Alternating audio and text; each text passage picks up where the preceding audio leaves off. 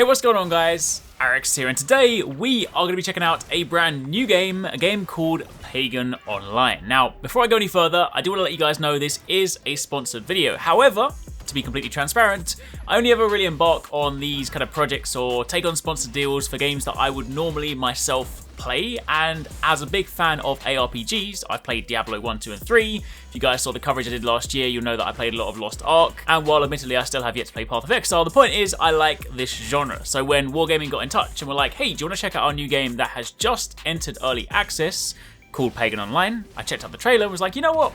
This actually looks like something that I would play myself, so I agreed to check it out. And in this past week, I've been investing a fair amount of time into it, and honestly, I've actually been having a lot of fun with it. So in this video, I'm going to give you guys a quick rundown on what the game is, talk about some of the characters, the abilities, the activities, basically what there is on offer, talk about what I've been enjoying, some of the things that I'm unsure of, and just in general, give you guys a complete overview as to what the game has to offer. So if you do enjoy this, then a like would be super appreciated. Comment down below, let me know if you guys have perhaps heard of this game, maybe you've played it yourself, maybe you jumped into early access already. Either way, let me know in the comments down below.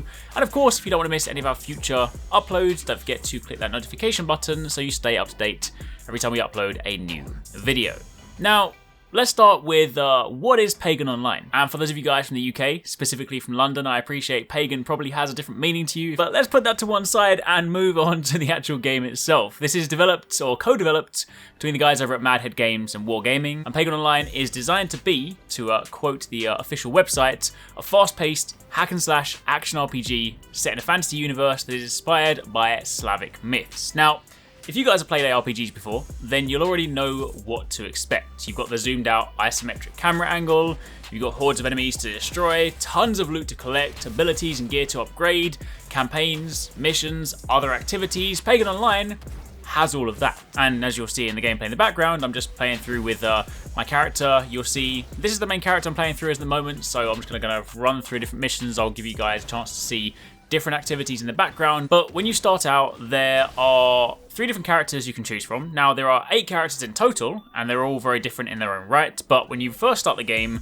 there are 3 different characters you can choose from. You can see a snippet of those ones right now. And when you dive into the game and you're playing through, obtaining loot, you will also obtain, amidst all your equipment, sometimes you'll get crystals for other characters. When you collect enough of these, you can use these crystals to unlock new characters. So while yes, admittedly in typical ARPG fashion, as you're playing through, you will put your attention and your focus on the character you are playing as, you can unlock other characters and play as other characters if you want to mix things up, change the way you play, things like that. But for the purposes of this video, you're going to see this dude here. He is the guy that I chose. He is the bearded guy, and I chose him because, I mean, well, he has a beard and he has a giant hammer.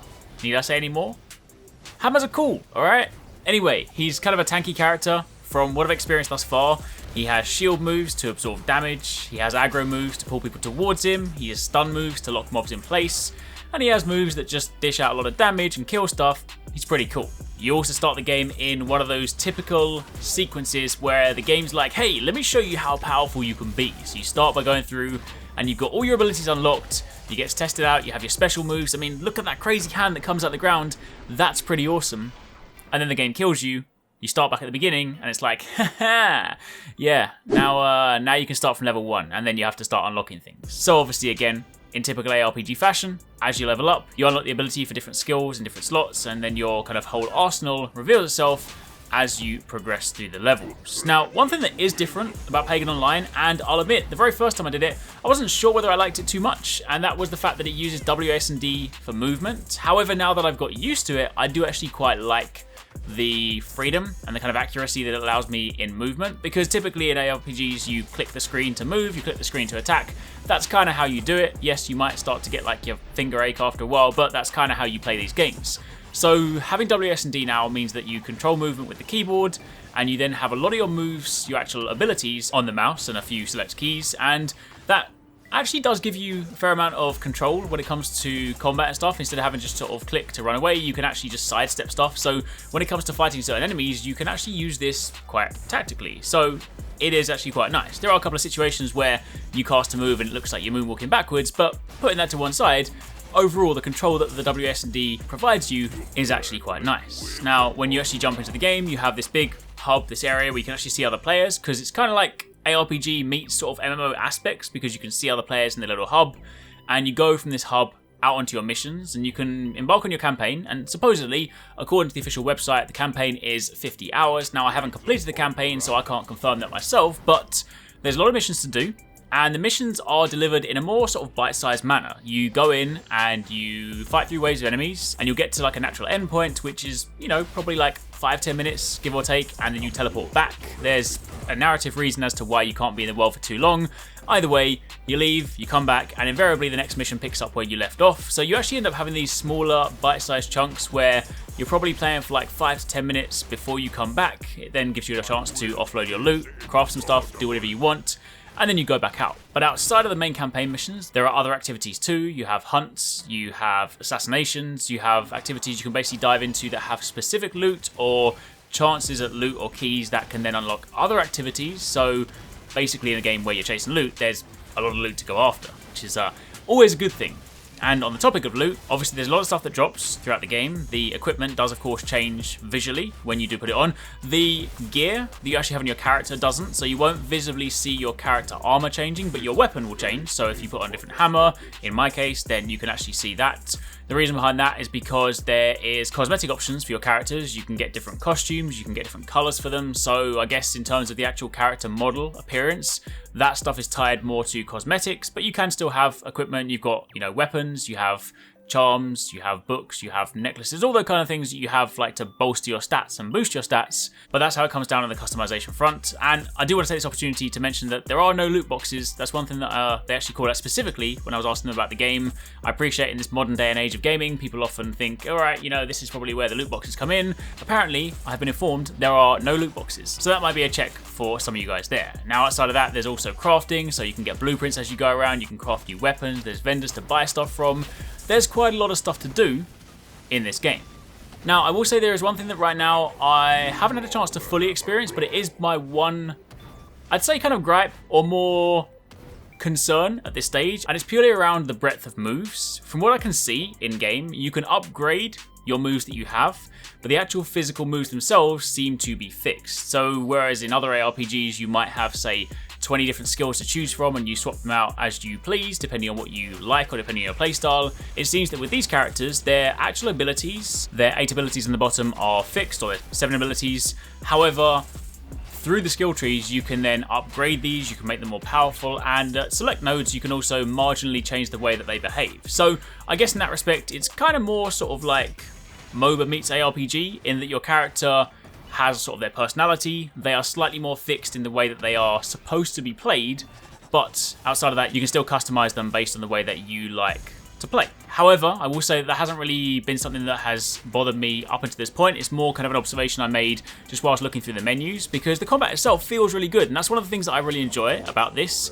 In ARPGs, you kind of have this interesting thing when it comes to combat where sometimes, even when you have hordes and hordes of enemies, it can just feel like you're cutting through paper. But I will say that some of the attacks in this one do feel like they have a nice bit of weight to them. So when you do get some of the situations where there's quite a lot going on screen, and in my situation, if I've been able to aggro them, stun them, and then lock them in place, it's very satisfying then being able to slam the hammer down and cast lightning or something like that to destroy them. So you do get a lot of nice feedback from combat. Visually speaking, I actually really like the visual style for it. I like the aesthetic for the characters. So overall, I've honestly been having a lot of fun playing this game. And I'm not saying that because it's a sponsored video. I'm saying it because I've actually been having a lot of fun playing this game. I played through on the first day, did a few things, then I jumped back on the other day, and I found myself last night kind of just wanted to jump back in and do a few more activities, because the bite-sized nature of it means that sometimes you can just jump on and sneak in a couple of missions or a couple of hunts in like a 10, 15, 20-minute window and then sort of jump back off. So it actually fits both playstyles. If you want to play it for extended periods of time, you can. If you want to play it for shorter periods of time, you can.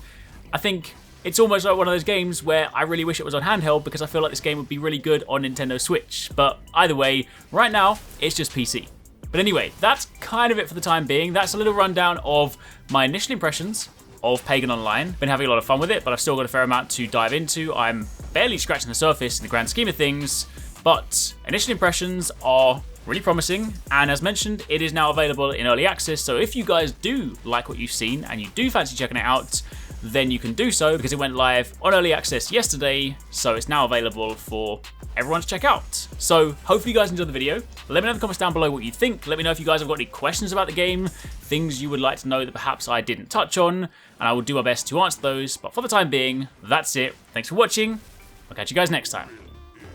Thanks very much for watching, guys. I hope you enjoyed the video. If you want to check out some more awesome stuff from us here at Arekkz Gaming, then you should definitely try to catch 269 and Paradise Central streaming 6 days a week. You can find a link to the multi-stream in the description box down below. They play a wide range of games, and what's more, we also have the end game store. By watching their streams, you earn currency, and you can redeem that currency on the endgame store for really cool prizes. Those can range from things like games, comics, and figures, all the way up to controllers, capture cards, and even consoles. So definitely drop by and become part of the community. Of course, if you enjoyed this video, then make sure you're subscribed and be sure to click on that little bell icon to turn on notifications so you don't miss our next upload.